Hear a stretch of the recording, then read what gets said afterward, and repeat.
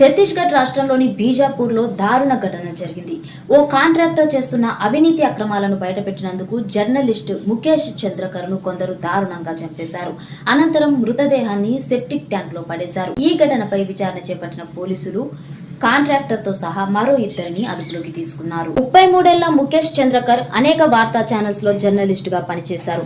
2021 ఏప్రిల్లో బీజాపూర్లోని తకల్గూడ నక్సల్స్ ఆకస్మిక దాడిలో కోబ్రా కమాండో రాకేశ్వర్ సింగ్ మన్హాస్ ను మావోయిస్టుల చెర నుంచి విడిపించడంలో ముఖేష్ కీలక పాత్ర పోషించారు.